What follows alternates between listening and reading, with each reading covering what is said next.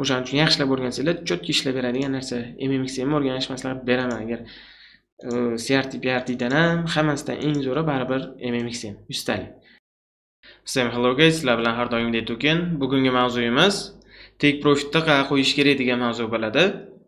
Qayerga qo'ysak to'g'ri bo'ladi, qayerga qo'ysak noto'g'ri, hammasini bitta videoda ko'rib chiqamiz. Buni hammasi MMXM bo'yicha bo'ladi. Qolgan darsliklarni ko'rib kelsanglar, o'shanda bu mavzuga yaxshiroq tushunasizlar. Agar endi bu YouTube kanaldan birinchi video ko'rishni boshlagan bo'lsanglar, ancha boshroqdan boshlasanglar ham bo'ladi. Xo'p, bunda boshladik. MMXM bo'yicha qaraydigan bo'lsak, biz daily time frame da ichki likvidga narx qaytadigan bo'lsa, biz H1 ga o'tishimiz kerak edi, to'g'rimi? Demak, bu yerda D1 time frame da bunaqa ssenariy bo'layotgan bo'ladi. Narx impuls bilan tushadi, keyin korreksiya qiladi, keyin yana impuls bilan tushadi. Tashqi likvid tomon, to'g'rimi? Xuddi shu narsani entry time frame ga, execution time frame ga o'tmasdan tushuntiraman. LTF da. Chunki entry ga o'tsam maydalashib ketadi. Yana eslatib o'tib ketay. Shamollab qolganman, o'shaning uchun ovozimda bir ikkita yo'talish u bu bo'lib qolsa, deyta tushunmaysizlar. O'shani boshda aytib qo'yapman. Xo'p.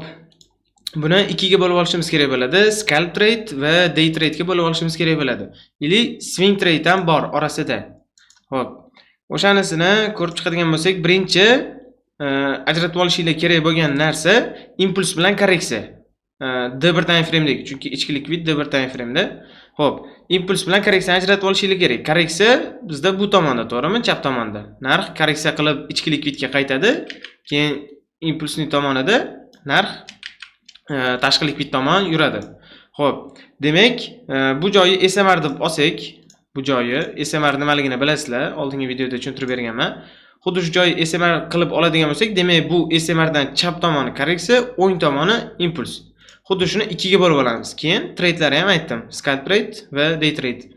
Xo'p, chap tomonda korreksiya vaqtida bizga nima kerak bo'lardi? Oldingi darsda aytganimdek, double porch kerak bo'lardi strukturani aniqlash uchun, to'g'rimi? Xuddi o'sha double porch bo'lganidan keyin entry qildinglar. Mana kichkina FVG dan entry qildinglar desak, stopinglar double porch logoga bo'ladi, jicha pastroqga qo'yasizlar.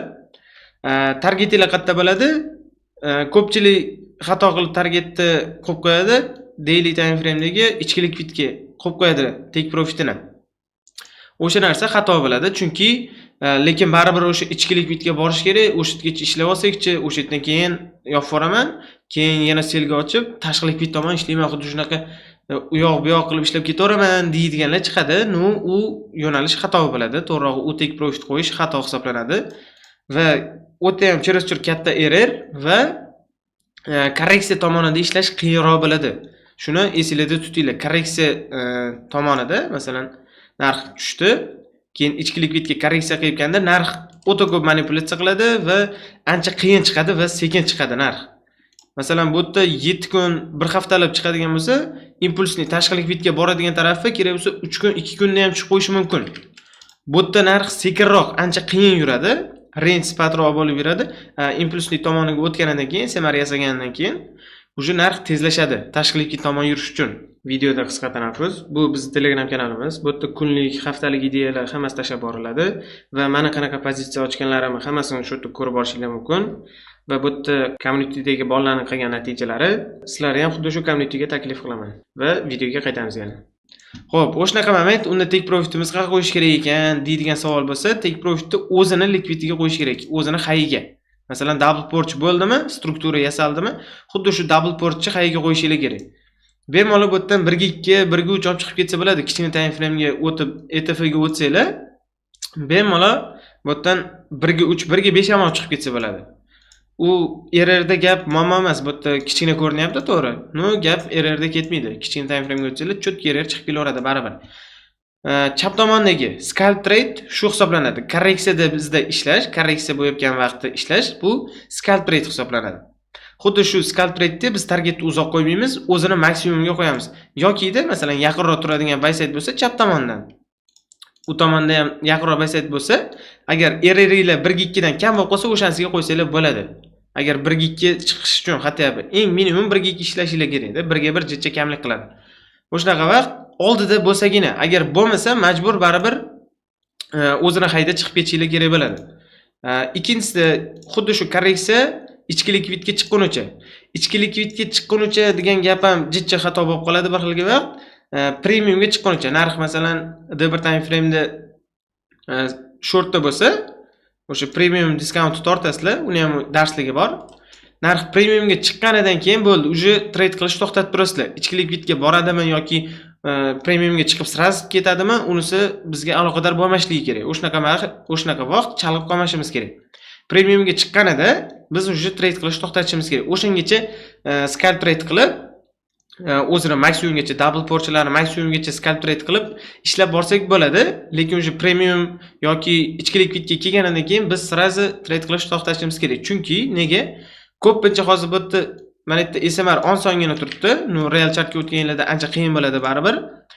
Meni o'zimning opitimga tayanadigan bo'lsam, ichki likvidga narx keladi-ku, kelganidan keyin bu yerda prosta SMR yasab tars etib ketib qolmaydi. Bunaqa bo'ladi, lekin chiri-chir kamdan kam ehtimollarda. Ko'pida, masalan, 100 dan 70% da unaqa bo'lmaydi. Balki 30% da bo'lib qolar. U ham qachon bo'ladi, sizlar bilmaysizlar. O'shaning uchun shu ichki likvidga kelganidan keyin sraz trade qilish to'xtatib turasizlar. Narx normalni bu yerda likvid tozalash bo'ladi. Range bo'lib qoladi, ko'pincha range bo'lib qoladi-da, keyin bir kun shundoq bitta tozalaydi, bitta SMR yasab sraz ketib boradi.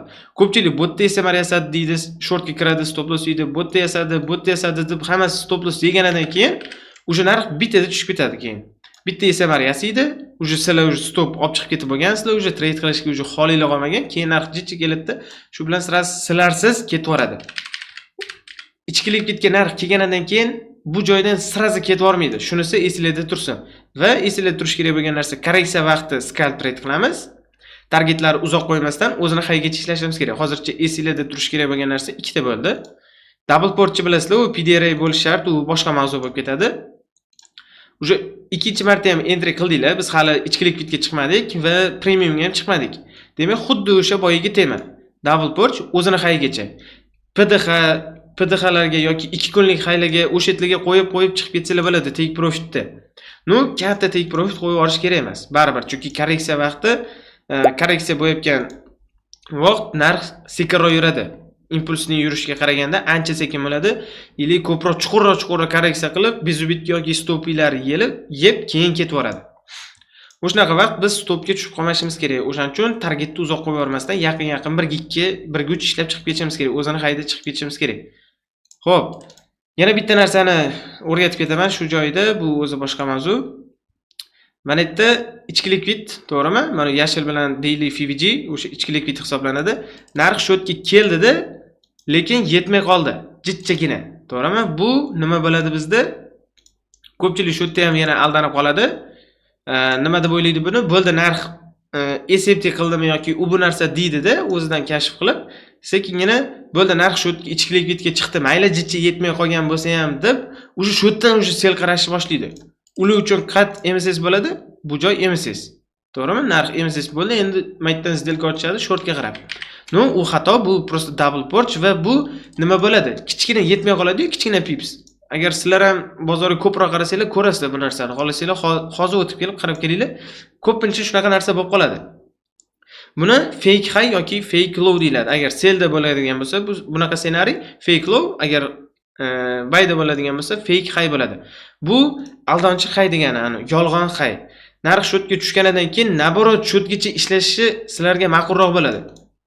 Bu o'ta ham cho'tki likvidness va o'ziga tortadi. Xuddi shu joy narxi o'ta ham kuchli o'ziga tortadi.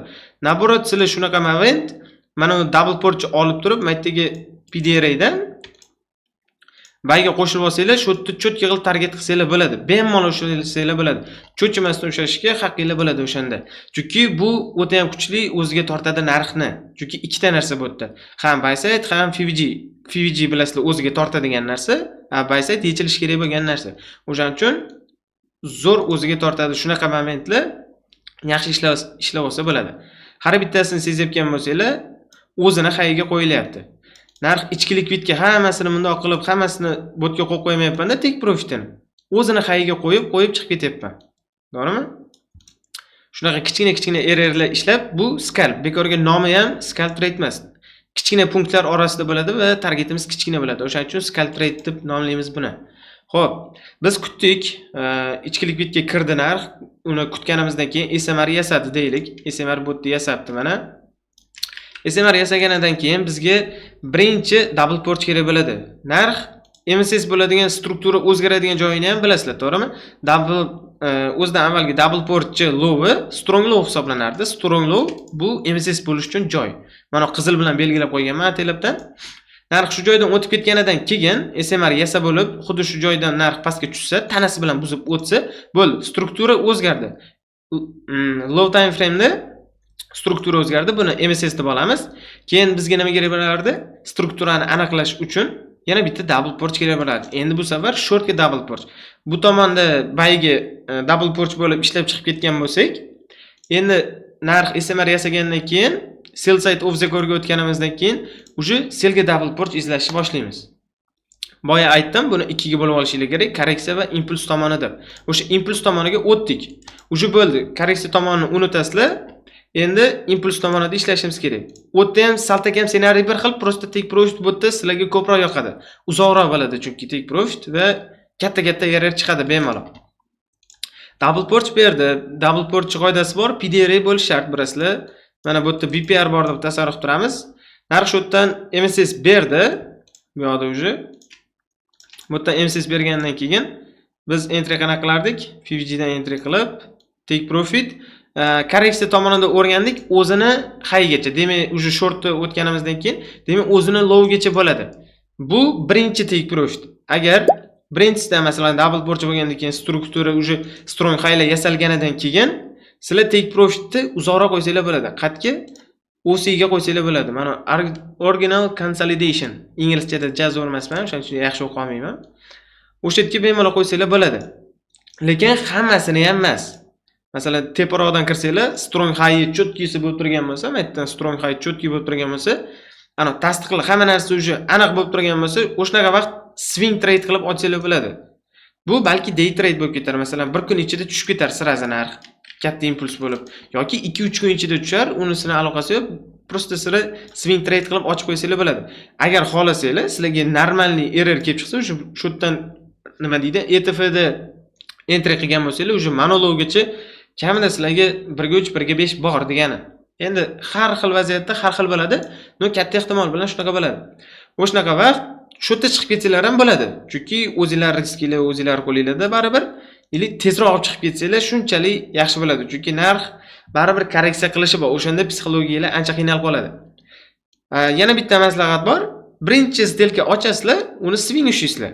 O'sha eng oxirgi tashqilik bitgacha swing ushab qo'yib qo'yasizlar, bo'ldi, unga qaramaysizlar. Uje keyingi kunlarda yana ichki trade qilishni boshlaysizlar. Day trade ga o'tib, day trade qilishni boshlaysizlar.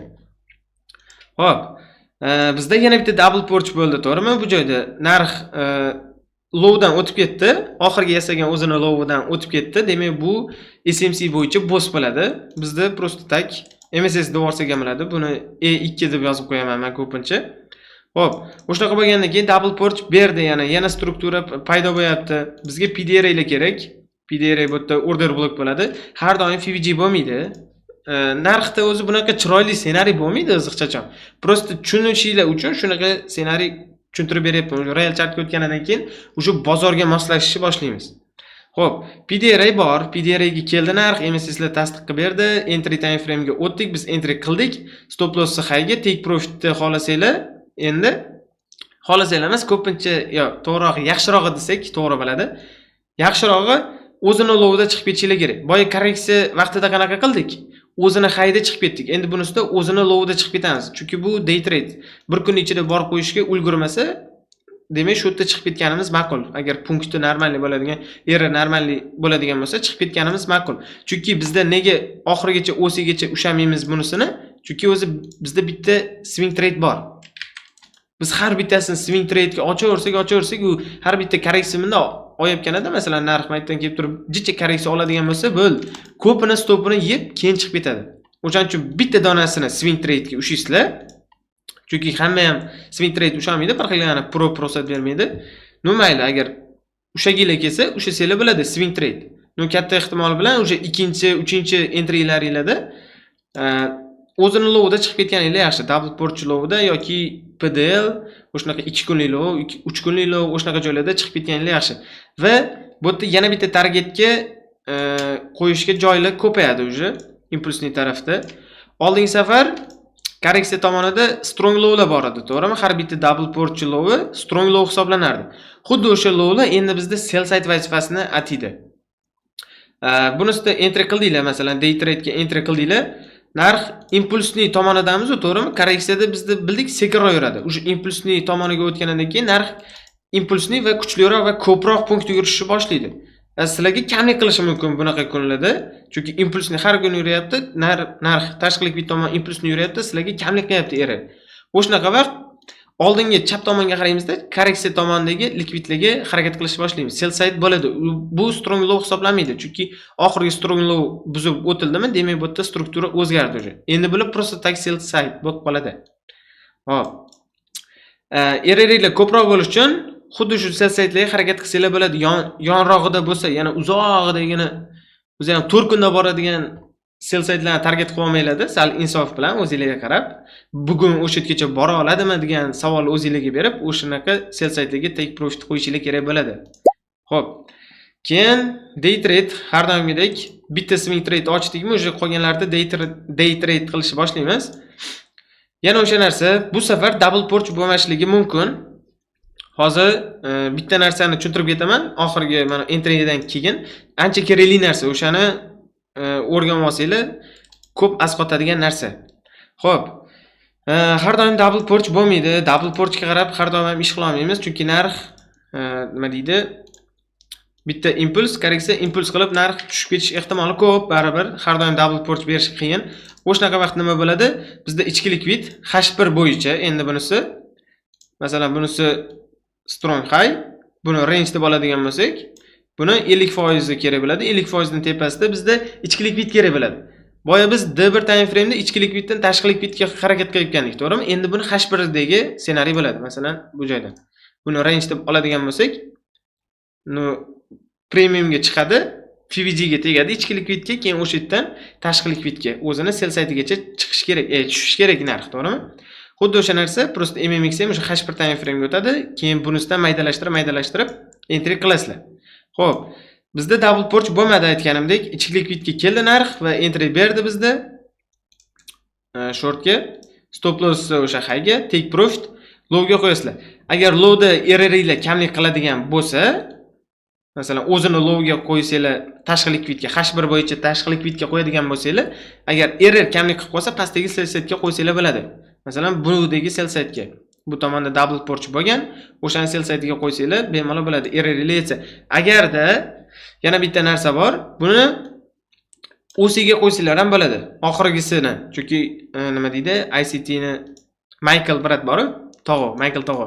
O'shani eng yoqtiradigan anaqa ssenariysi, masalan, pozitsiya bitta dona senga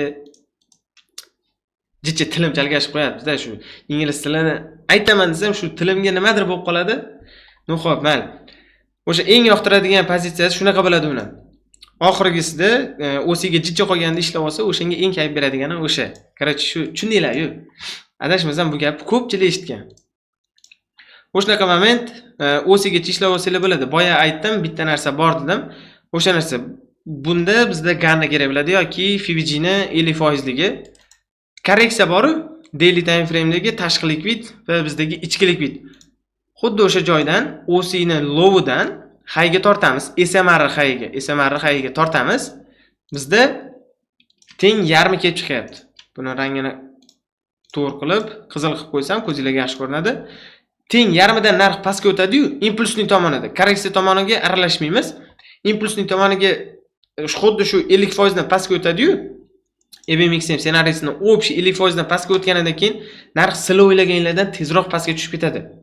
50% dan tepasida chuqurroq korreksiyalar qiladi. Buni mazmuni nimadan kelib chiqadi? Teparoq tomonda, masalan, targetga hali uzoq-u, nima tashqi likvidga hali uzoq bo'lgani uchun bu tomonda ko'proq likvid tozalash kerak narx. Bu yerda ko'proq o'ynaydi, ko'proq chuqurroq korreksiya qiladi. Pastiga o'tganidan keyin 50% pastiga o'tganidan keyin uje bu yerda ssenariy teskarisi bo'ladi. Narx uje targetga yaqin qoldi, bo'ldi. Biz qo'shib olishga ulgurmashimiz kerak va narx tezroq tushib ketadi. Maqsadi shu. Hech kim qo'shilib ulgurmash kerak-da, narx prosta tezroq tushib olish kerak. Tepada bizni stopimizni ko'proq yeyishga harakat qiladi. Narx chuqur korreksiyalar berib, bezubitga stoplarni olib chiqib ketadi. 50% dan pastga o'tgandan keyin tezroq tushib olishga harakat qiladi. Shu tepasida qiyin, pastida naborot. Ikkita tomonlama ham odamni qiynash sifatida tushunsak bo'ladi. O'shanaqa moment tepadagi PDR'larni kutib olishinglar kerak emas. Masalan, mana yerdagi double porch bo'lishini, masalan, bu likvidlar bor, o'sha narx yechib, keyin ketadi deyishinglar xato bo'ladi. Narx 50% dan pastga tushdimi, bo'ldi. O'zingizga yaqinroq PDR'ga o'shani olib, o'sha yerdan shortga harakat qilishinglar kerak. O'si tomon. Ancha tepadagi PDR'larni olishinglar xato hisoblanadi. Bir xilga vaqt qaytadi, to'g'ri, lekin katta ehtimol bilan ko'pincha o'sha 50% dan pastga tushgandan keyin narx impuls bilan targetga borib qo'yadi. O'shanaqa vaqt sizlar ulgurmay qolib ketasizlar. 50% dan tepasida stop loss olib qolib ketasizlar. Ikkita tomonlama ham qiynalib qolasizlar. Aytmoqchi bo'lgan narsam shu edi. Xo'p. Bizda tushundik, to'g'rimi? Korreksiya tomonida scalp trade o'zini hayigacha ishlab borishimiz kerak. O'sha impulsli tomoniga o'tganidan keyin bittasini swing trade ga, qolganini day trade ga va sell side'larga ishlab borsak bo'ladi. Kattaroq error bilan. Va tezroq tushadi bu. Bunisida 6 kun chiqadigan bo'lsa, bunisida 3 kun, 2 kunda ham tushib qo'yish ehtimoli bor. Har doim unaqa emas, prosta tezroq bo'ladi deyapman. Xo'p, tushundinglar, MMXM qolgan narsasini tushunasizlar, o'shaning uchun sizlarga tushunishingizga oson bo'ldi deb o'ylayman. Bugungi target mavzu shu edi. MMXM bo'yicha targetlar shunaqa bo'ladi bizda. Scalp trade va day trade va swing trade bo'ldi. Faqat mana shu 3 ta narsa strukturani aniqlash kerak, MMXM ko'rish kerak bo'ldi. Prosta zilka ochish kerak. Entry time frame ga o'tib o'tirmadim, chunki entry qilish temasi o'sha boshqa oldingi videoda bor. O'shaning uchun faqat shu mavzu edi. Xo'p, mana hozir real chartda ko'radigan bo'lsak, bu yerda ham o'shanaqa ssenariy o'rgatgan narsam bo'yicha, lekin sal boshqacharoq ko'rinishda bo'ladi. Har doim real chartda boshqacharoq bo'ladi deyman, bilasizlar buni. Xo'p, chap tomondan boshlaymiz, chunki biz korreksiyadamiz daily time frame dagi, demak, korreksiyada scalp trade qilib ishlab chiqib ketishimiz kerak o'zini hayigacha. Bizga nima kerak bo'lardi? Double porch PDR bilan albatta. Mana bu yerda double porch bo'ldi, ko'rib turibsizlar. Birinchi hayni yechdi, narx chiqib, keyin pasini yechdi, keyin PDR ga tegdi. PDR bo'lish обязательно shart. PDR ga tegdi va endi time frame ga o'tamizda. Execution entry time frame ga o'tib turib, masalan, shu yerdan M1 da bundoq dilka ochdinglar deylik. Va take profitlar o'zini hayiga qo'yasizlar. Maytdagi ichki likvidga qo'ymizlar-da narxni. To'g'ri, take profitni o'zini hayiga qo'yasizlar. To'g'ri, kichkina, ancha kichkina nima deydi? Error, kichkina deganda 2, shunda ham 1 ga 2 error. Bu ham kam emas aslida. Xo'p, o'sha qo'yasizlar, bu scalp trade chunki bundan kattasini kuchinglar jichcha qiyinroq. Eplasa bo'ladi. Entry ga bog'liq bo'ladi ko'pincha bu narsa. Xo'p, ikkinchisida nima bo'ldi? Bu yerda SMT bo'lib qolgan, mana high yechgan. Bu degani double porchdagi birinchi high yechildi, keyin pastga tushib, mana yerda sell side bo'lib ko'rayotgan bo'lsanglar, mana bu joyda sell side turibdi. Narx o'shani yechdida, sirazi PDR bor. O'zi ham 0.1 pip pastroqda. Narx sirazi PDR ga tegdi, sirazi M1 da o'tasizlar yoki kichikroq time frame ga M3, M5 larga o'tasizlarda entry'ni izlaysizlar. Bunisidan kirdik deylik, masalan, stop loss o'zini lowga, take profit o'zini highga, tepadagi ana highga emas, to'g'rirog'i ichki likvidga emas. O'zini highga qo'yasizlar, bunni ham 1 ga 2 error kelib chiqargan. Va bizda bitta ichki likvid qoldirib ketgan, H1 da FVG narxi o'shan kelgan, keyin yana reys olib ketaveryapti. Bu yerda ham MMBM bo'yicha ishlab olsanglar bo'ladi. H1 bo'lsa, M5 ga o'tasizlar, keyin M1 ga o'tasizlar. Xuddi shunaqa narsa, bu yerda ham kichkinalashtirib ketaveradi. Narx bo'ldi. Uje biz take profitni oldikmi? Uje bu yerda double porch bu narsa yo'q va bizda nima bo'ldi? Ichki likvidga narx tegdi. Kirganidan keyin biz nima qilishimiz kerak edi? Umuman zdelka ko'rmashimiz, qaramashimiz kerak edi. To'g'rirog'i, zdelka ochmashimiz kerak edi. Qachonki SMR chotki yasab bo'lmagunicha, impuls bilan chiqib, impuls bilan tushish kerak edi narx. Xo'p, bizda hozircha bu strong low bu yoqda bo'lib turibdi. Mana bu yerda hozircha strong low, narx chiqdi, bu yerga chiqdi, keyin o'zidan sell side'da qoldirdi, bu yoqda qoldirdi. Narx nima qildi? Keyin tushdida yechdi. To'g'rimi? Bu yerdagi birinchi buy side'ni yechdi, keyin narx tushib borib, mana yerdagi sell side'ni ham yechdi. Bu degani bizda double porch bo'ldi. Lekin biz nima qilishimiz kerak? Buyga ishlamashimiz kerak. Agar nega ichki likvidga kirgandan keyin double purch bo'lsa, double purch yaxshi narsa-yu, sizga yoqadigan narsa, nega o'zi ishlamaysiz deydigan bo'lsanglar, masalan bu yerda deylik mana. Narx birinchi buy saytini ichdi, keyin bu yerda sell sayti, mana bu yerda ikkinchi sell sayti ham va FVG bor, H1 time frame'dagi order block ham bor. H4 ga ham o'tsak, обязательно bu yerda nimadir bo'ladi. O'sha joyga kelganda narx xuddi shu joydan biz M1 time frame'ga o'tib, buy izlardik, to'g'rimi? Bundoq qilib, o'zini haygacha. Bundoq qilib kiradigan bo'lsak, chaproq qilaman. M1 time frame'da yoki M3 larda entry topardik-da, izdalga kirardik. Bizni xursand qilardi, 1 ga 1.5 yurib berib, lekin take profitga bormasdan narx tushib ketdi, mana ko'rdinglar. Mana o'shaning uchun mana shu joy opasniy hisoblanadi. Chunki bu yerda double purch bo'lsa ham buyga ham tasdiq bo'lib qoladi, ichki likvidda turgani sellga tasdiq bo'lib qoladi. Ikkita tomonlama shunga tushib qolasizlar. Ya'ni dumga tushib qoladi deydimi ruschasiga? O'shanaqa bo'lib qoladi. O'shaning uchun kuchinglar kerak, normal SMR yasashini. Narx bu yerda sell side yechdi, impulsli narx chiqdi. Mana endi bu yerda qarasanglar bo'ladi. Masalan, narx impulsli chiqdi, keyin bu yerdan impulsli tushdi, to'g'rimi? Narx impulsli chiqib, impulsli tushsa nima bo'lishi kerak edi? Bu SMR hisoblanardi. Narx mana yerda yechgan, ko'ryapsizlarmi? Uje bu yerda mana double purch bo'ldi, bu low, strong low edi deb turib, bitta pastga tushsa, bu joyda MSS'ni bo'lardinglar obязательно. Chunki aytganman, double purch low, bu strong low va o'sha joydan MSS bo'lardi. Lekin bu double purch mana hay yechmagan. Bu hay yechganida mayli. Unda xo'p derdim. No, bunaqa variantda yo'q. Chunki nega? Hay yechmagan. Narx tushdi, bo'ldi. Keyin bu yerda FVG qoldirdi.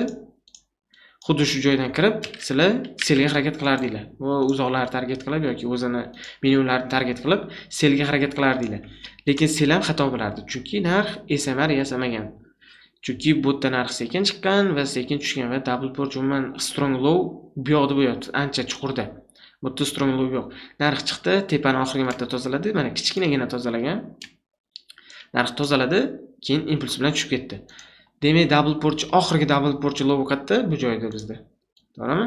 Xuddi shu low bizda strong low hisoblanadi. Shu yerdan pastga narx o'tib ketsa, uje struktura o'zgaradi. Qizil bilan yozib qo'ydim, xuddi oldingi anaqaga o'xshatib. Narx bu yerdan o'tdi, bo'ldi. Demak, bizda struktura o'zgardi. Endi bu mana bu eng maksimumdagi hay bo'ldi. Bu strong hay hisoblanadi uje. Strong hay hisoblandi. Endi bizga double purch kerak edi, to'g'rimi? Narx mana bu yerda double purch bo'lgan. Birinchi pastni yechgan, narx tushib, bu yerda sell-saytlari ham yechib kelgan plusiga, keyin narx bitta qaytganda maytdagi nima? Buy saytni yechgan, double purch qilish uchun. Lekin bu yerda PDR yo'q. Hozir bu yerda ssenariy tushuntirishim uchun yaxshiroq bo'lgani uchun shuni tanladim. Bo'lmasa qolganida tushunishinglar vaqtga qiyinlashib ketadi. Boshida osonni tushunsanglar, keyin qolganini qiyinlashtirib o'zingizlar boraverasizlar. Xo'p, keyin bu yerdan M1 dan tasdiq topib, M1 deganda faqat entry time frame nazarda tutyapman. Ularga M5, M3 lar ham kirib ketadi. Keyin bittasini boya aytganimdek swing low ga qo'yasizlar. Oxiridagi ana tashqi likvidga qo'yasizlar. Tashqi likvidga bu swing trade bo'ladi. Undan keyin esa agar bir kunda borib qo'ysa, u day trade kelinadi. Agar 2-3 kunga qolib ketsa, uje u swing. Xo'p, buni unutib turasizlar, bo'ldi. Endi ertasi kuni keldi. Mana ertasi kuni bizga PDR ga tegdi. Bu yerda double purch yo'q umuman. O'shanaqa vaqt, masalan, bu yerda FVG bor. Endi katta bu H1 dagi ichki likvid ancha katta, o'shaning uchun chizib o'tirmadim. Kichkina qilib PDR o'zini oldimda xuddi shu joydan yana entry time frame ga o'tasizlarda, anaqa qilasizlar, entry qilasizlar, stop loss o'zini hayiga. Uje bunisi day trade hisoblanadi, chunki kichkina time frame da ishlab borishimiz kerak. Bizga bitta swing ushlab olamiz, o'shani o'zi yetadi. Qolganlari uje scalp trade qilib borishimiz kerak bo'ladi. Chunki uje day trade, scalp trade dan ko'proq ushlasak bo'ladi, chunki day trade da sal uzoq targetda ushlasak bo'ladi. Ko'proq yeri. Mana xuddi mana shu narsa bo'ldi. Boyaga nimani o'rgatgan bo'lsam, bu yerda ham xuddi mana shu narsalar, prosta bu yerda jicha qiyinroq. Sizlar tushunishinglar bilmadim, qanaqa tushundinglar, lekin agar tushungan odam bo'lsa, bu yerda ancha qiyinroq ssenariyni ko'rib turibdi. Faqat mana yerda boshrog'ida sal chiroyliroq ssenariylar bo'ldi, uje qolgani ancha qiyin. No, bu 1000 tadan bittasi, bunaqa narsalar ko'p bo'ladi vaqti. O'shaning uchun yaxshilab o'rgansanglar, chotki ishlab beradigan narsa. MMXM o'rganish maslahat beraman. Agar CRT, PRT dan ham hammasidan eng zo'ri baribir MMXM 100 talik. Xo'p, sizlarga bitta yangilik bor edi. O'sha Telegram kanalda 10 kali shot oldik bolalar bilan. O'shani challenge qilib ko'ryapmiz. necha kunda o'tamiz yoki nechta сделка shunaqa общий bitta obzor qilamizda, bitta 10 ga challenge o'ta olamizmi yoki o'tolmaymizmi va o'tsak ham qanaqa o'tdik, hamma narsasini prosta ko'rishga challenge boshlaganmiz. O'sha ko'rmoqchi bo'lsanglar, agar biz bilan birga ishlamoqchi bo'lsanglar, Telegram kanaliga o'tsanglar bo'ladi. Har doimgi silka opsiyada bo'ladi. Xo'p, hamma narsani tushundik va bo'ldi. Bizda boshqa narsa qolmadi. Hammaga rahmat bolalar. Sizlar bilan keyingi videolarda ko'rishguncha.